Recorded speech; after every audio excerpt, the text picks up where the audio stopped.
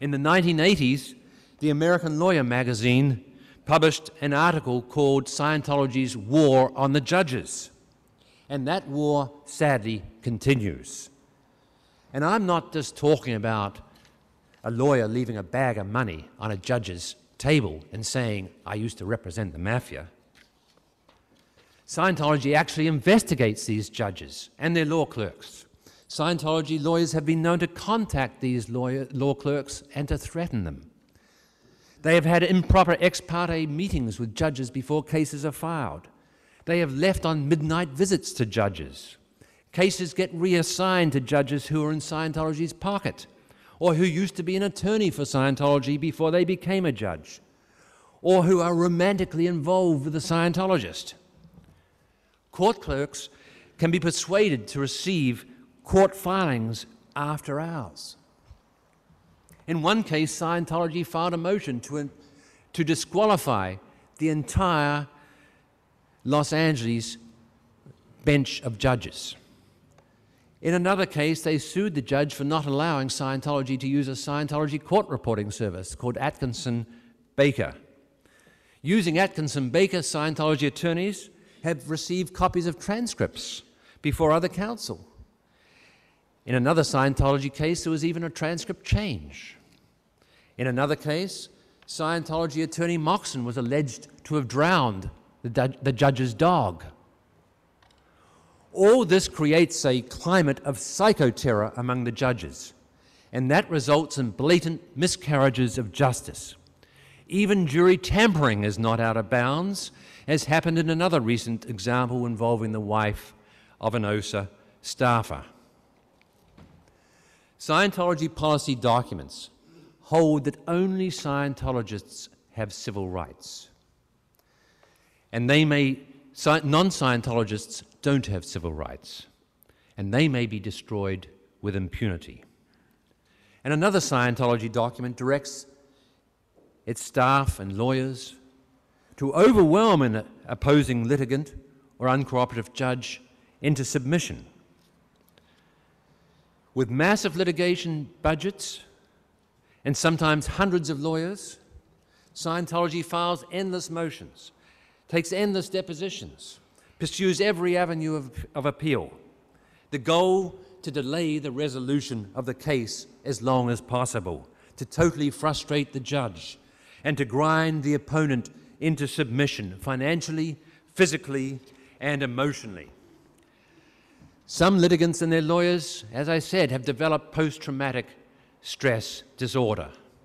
And when the case ends, the documents and the evidence often get sealed. Witnesses and litigants are forced into gag agreements where they are not allowed to talk of what they know again. Access to court files becomes blocked, and documents slowly disappear from those court files.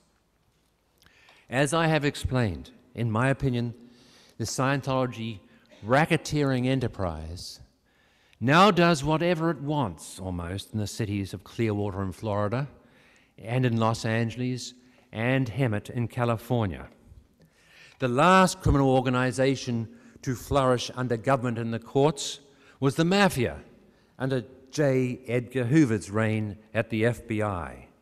Now the Scientology enterprise flourishes under the Clinton and Bush Justice Departments. And how does it do this? It does it through institutionalized and organized bribery, blackmail, perjury, lying, and fraud. It uses criminal infiltration, false claims of religiosity, fraudulent copyrights, false front organizations, intimidation, and terror. Terrorism can take many forms. It isn't always violent and spectacular. And in these matters, our government has failed us. In the case of Allard versus the Church of Scientology, the court accurately and courageously described some of the documents I have mentioned and the conduct of a group of Scientologists.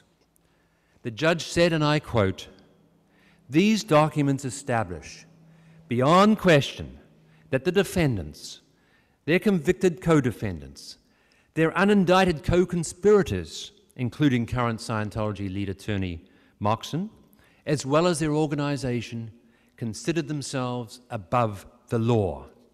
They believe they have carte blanche to violate the rights of others, frame critics in order to destroy them, burglarize private and public offices, and steal documents outlining the strategy of individuals and organizations that the church had sued.